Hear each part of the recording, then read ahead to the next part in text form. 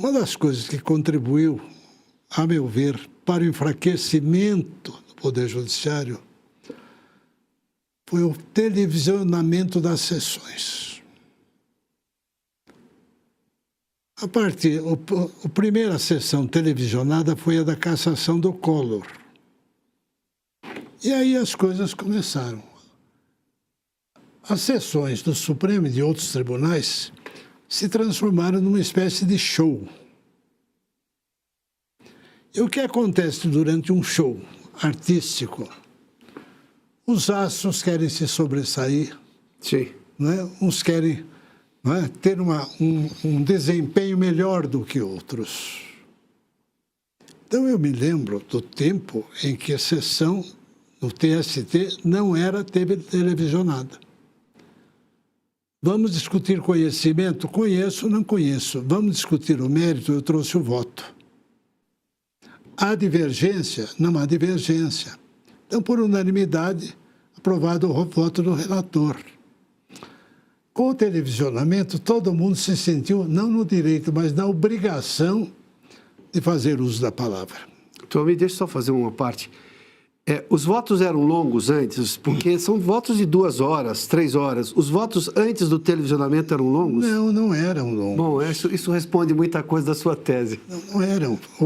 Há um livro muito uma obra muito interessante, que é Grandes Julgamentos do Supremo Tribunal Federal. Grandes julgamentos, são, se não me engano, 5 volumes. E escrito pelo ministro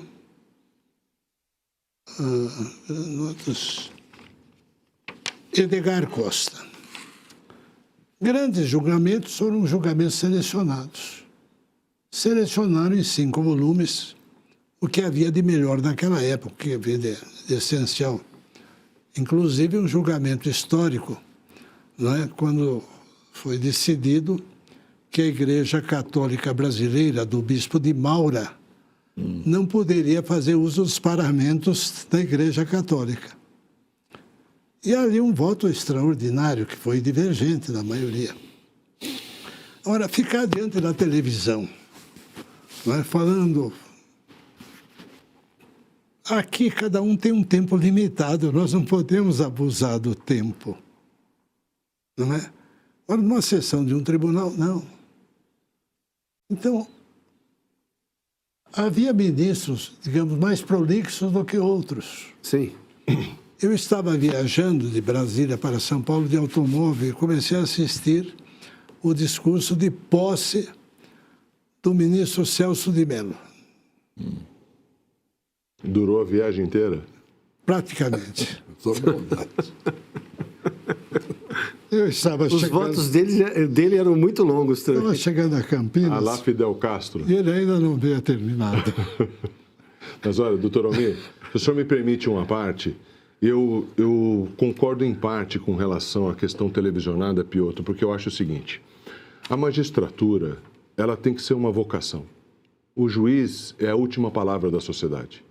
O juiz, ele tem que ter a característica da honestidade, da imparcialidade, senão ele tem que sair fora. O juiz que veste capa para ser ativista político tem que ser deputado, tem que ser vereador, tem que ser prefeito. Ou, quem sabe, ele abre o escritório da advocacia para, em vez de receber salário dia 5, receber boleto. Porque o que não dá, doutor Manuel, é a gente ter juiz querendo advogar, juiz querendo ficar milionário, juiz querendo ser artista, juiz querendo ser influencer. Isso não dá. A Constituição não prevê isso. A vitaliciedade escrita na Constituição, Piotr, virou psicopatia para algumas pessoas. Então, a gente precisa de uma nova Constituição, porque determinadas coisas que estão na Constituição, que são cláusulas pétreas, estão sendo aproveitadas por determinados agentes públicos para cometer ilegalidades. E como é que você vai mudar uma cláusula pétrea? Não dá para mudar, somente com uma nova Constituição. Então, esse juiz que está sendo televisionado não tem vocação para ser juiz. Porque o juiz televisionado vocacionado, ele dá o voto, ele aplica a lei. E ele se contenta com o salário que ele ganha. Agora, o juiz que é ativista político e que quer ser popstar dono de iate e ficar bilionário, ele está na profissão errada, porque ele vai cometer crime. Então, Manuel, o senhor acha que o novo constitucionalismo que o senhor citou há pouco, em que o ministro Barroso era talvez dos mais eloquentes defensores, até nisso já se passou do limite do novo constitucionalismo, que no Brasil acho que está um pouco além, né? Eu acho que já passou. Inclusive, pouco se fala nisso, porque já se faz mais do que o neoconstitucionalismo previa. Sim. Mas o neoconstitucionalismo é uma doutrina em que ele, de certa forma, dá uma certa latitude para que o ministro interprete a Constituição. E essa latitude não pode ir a refazer a Constituição, mas dá essa latitude. É a diferença entre norma e princípio, é isso? É, exatamente. O senhor tocou no cerne. A nossa Constituição tem vários princípios.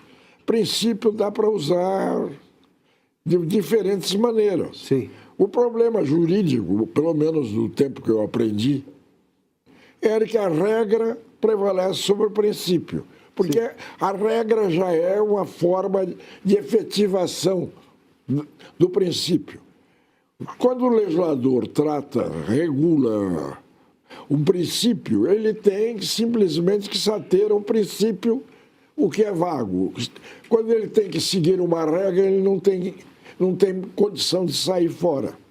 E um dos defeitos e uma das vulnerabilidades na nossa Constituição é colocar princípios e princípios que não se cumprem, inclusive, ou que se cumprem mal.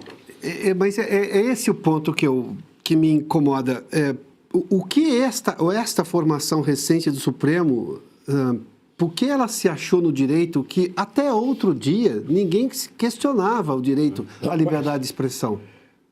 Censura era assunto proibido, porque, ironicamente. Mas censura é proibida expressamente na Constituição 2 vezes. Sim? 2 vezes. 2 vezes.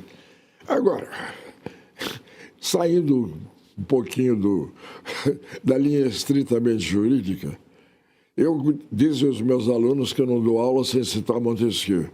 Montesquieu tem uma passagem que dizem que ele diz que quem tem poder vai até onde encontra limites. Sim. Não encontraram limites até agora.